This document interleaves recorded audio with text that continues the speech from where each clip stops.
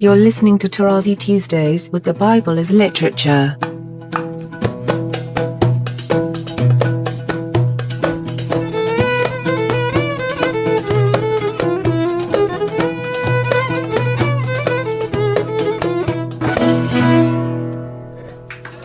Hi, this is Father Mark Boulos, and you are listening to Tarazi Tuesdays with the Bible as Literature podcast.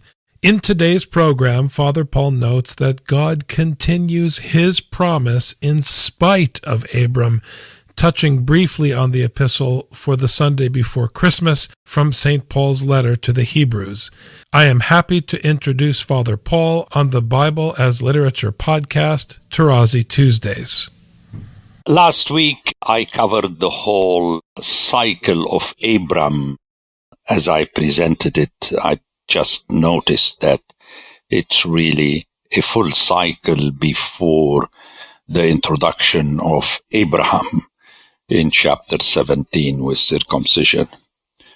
But it's worthwhile to go through Genesis chapter by chapter. It's really loaded, and as I said it so many times, being the first book of the Bible, it introduces and by the same token defines the vocabulary. That's very important to remember. One example, which is striking, that I had on at least one podcast, namely that mishpacha, the family, the clan, the first time it appears, it is in conjunction with animals, and thus we have to submit to the fact that in the Bible we are viewed like the animals, as the animals are, and not anthropocentrically that we are what we are, and then we view the animals as being like us, which is the classic mistake between parents and children and so. So let's go to the text and see what we find, and as usual I shall stress the Hebrew. It's very important. So we go verse by verse. So Abram went up from Egypt, he and his wife and all that he had, and Lot with him, into the Negev, which is the south part of Palestine. Now notice the terminology in verse 2. Now Abram was very rich in cattle, silver, and gold on the back of the Egyptians. That's very interesting to remember. Israel will do that again later. But let's concentrate on the vocabulary. The very rich in the original is kabed me'od, and kabed is the same root as kabod. Very important to remember that. So he was heavy in that sense, very important, full of glory. Remember the very me'od. And that already is not good. So we shall see slowly on that Abram and later Abraham are not as good as we would like them to be, and that will protect always the scriptural thesis that God does things in spite of the human beings. He continues in spite of Adam, he continues in spite of Noah, and now he continues his promise in spite of Abram. Very important. This brings to mind Hebrews, where all these great people that were faithful, could not attain totally the place of rest because God has established that they would have to wait for us. And that is very important. Another point I stress all the time, the kingdom is not yet. It is coming. We shall enter all together. So this whole theory about saints that are already in the kingdom is anti-scriptural. We have to wait. And he journeyed on. It's the verb halak. Hitalek, as we shall see, is kept for the command of the Lord for him to walk according to his will. He walked. as far as Bethel. So he went back to Bethel, and the author says it plainly. I like the times when the author puts his dig by reminding you, in case you have forgotten, to the place where his tent had been at the beginning, between Bethel and Ai. Very important, the mention of tent. In a few verses we shall hear time and again repeatedly that both he and Lot were shepherds. So right there from the beginning, shepherdism is at the heart of the matter. And the interesting thing, and I'll come back to that this chapter 13 covers the three crimson threads of the Bible, according to me: shepherdism, nations, and Canaan. So it's really more central than I assumed until I prepared this podcast. Very important. So the place between Bethel and Ai, it's another curveball here. This Ai will appear in Joshua again, and very important, Professor Roddy tries to remind everybody that Ai in the Hebrew means rubble. You remember in Joshua, they attacked a city that was rubble and they could not conquer it. So Bethel is linked with Ai because later Bethel will become the central religious shrine of the kingdom of Israel, kingdom of the north. And it is not good at all. We hear attacks on it by all the prophets. So all these additional names are very important. Again, I really beg my reader, if I point this to them, they should not make the effort every time to understand why a strange name is there. Just wait. You'll get to it on your own. And that's my thesis. The scripture is so clear that it doesn't need to be explained. That's why the judgment is very harsh. Everybody can understand. But you have to wait a little bit. You have to wait. To the place where he had made, let's hear it, which is again another negative point, an altar at the first. And there Abram called on the name of the Lord. Okay? The place where he had made in Hebrew is Bana. He has built an altar. Now, the author stresses in his own way the negativity, the negativism of this building of an altar. Through his addition, Abram called on the name of the Lord.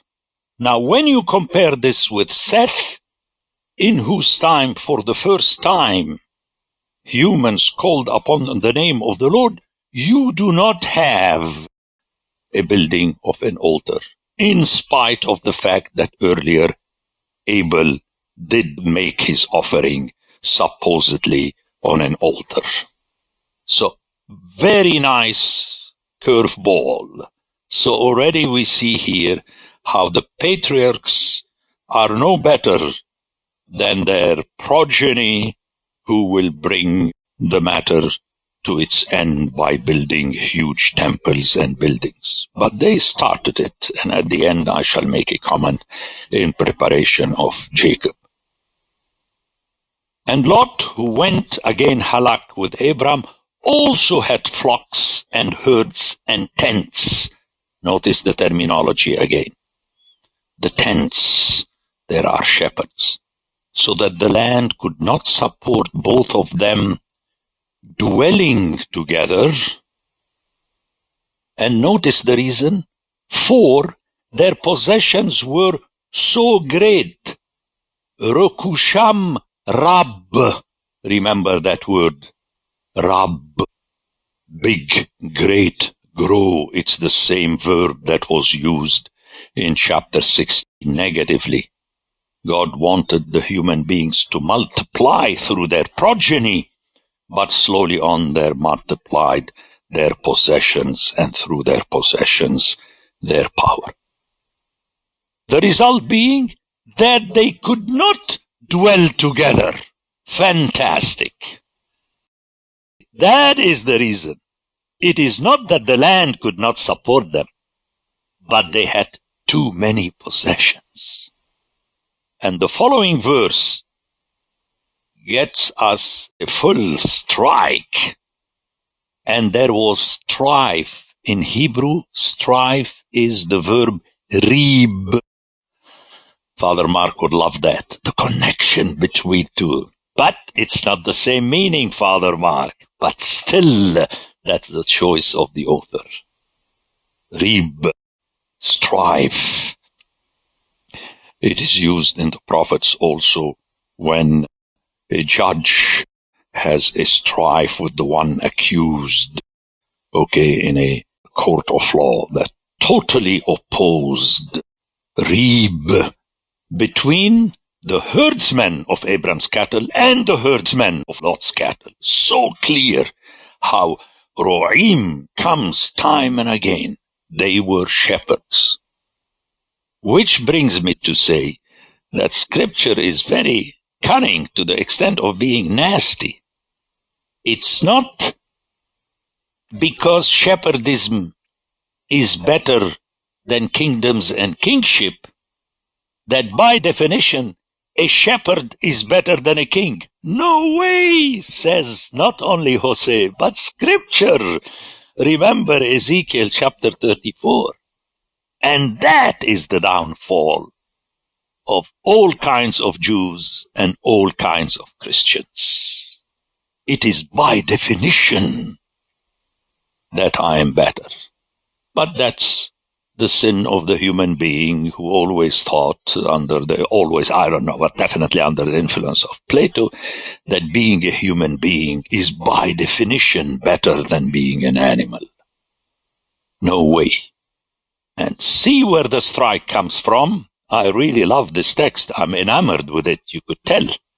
At that time, the Canaanites and the Perizzites dwelt in the land. Now, where is the strike here? That earlier we heard that at that time the Canaanites dwelt in the land. And now we have two nations. Obviously, as I explained last time, Perizzites is to spread over and so on. It is a made-up name just to make it more impressive. But still, the fact that we do not have the full 10 nations as we shall have at the end of 14, just 2, when you read it in conjunction with the previous verse 6, you hear that Abram and Lot, who are kinsmen, they are related. Abram is the uncle of Lot, and due to their possessions, they could not live together, and yet 2 nations were dwelling together in the land. Magisterial. Then Abram said to Lot, notice how the division. Later we shall have the same thing between Israel and Judah. Let there be no strife is another noun from the same root as rib, strife, meribah, which is going to be the name of a place where the people had a strife with God, between you and me, and between your herdsmen. Notice the addition of Ro'im.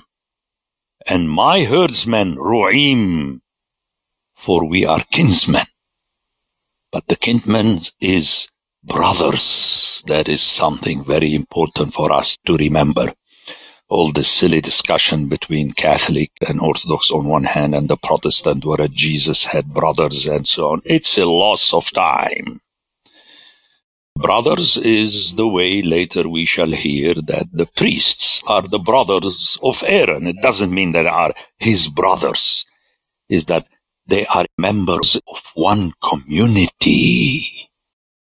But what is interesting is that in the case of Abram and Lot, they are genetically related. But the 2 other nations, Canaanites, Perizzites, and later the full 10, including the other 8, are not related, and yet they behaved like brothers. let's make a jump to the New Testament when Jesus said to the people around him, "Who are my mother and my brothers and sisters?" See how the New Testament did not bring anything new, as all over we have, especially in the first letter of John. It's the same message that is communicated to the nations. Is not the whole land before you? Separate yourself. This is hipared from the same verb farad, which is a positive word of spreading.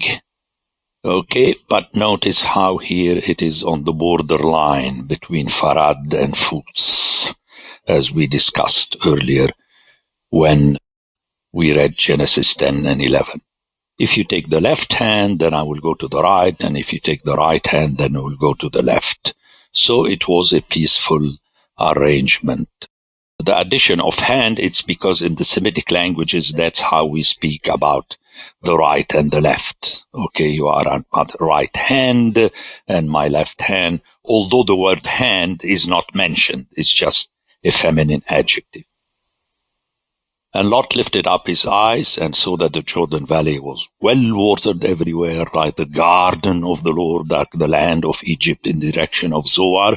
I spoke earlier on this by saying that it is presented as the garden of Eden, but already we have the curveball here. This was before the Lord destroyed Sodom and Gomorrah, meaning that the author is planting in your mind that we are going to hear about a repeat of Genesis 2:3. Thus, ultimately, Lot, Abram are no better than Noah, who's no better than Cain, who's no better than Adam. You see how Scripture works. But then, my hearers, I hope they'll just put the tapes in English. English is okay, so long as you keep hearing it. Okay, and hopefully one day listening to my podcast, you'll make the effort to learn Greek and much better Hebrew. Hopefully, but it works if you know it as a totality. So Lot chose for himself all the Jordan Valley. It was his choice. And Lot journeyed east, and thus they separated from each other.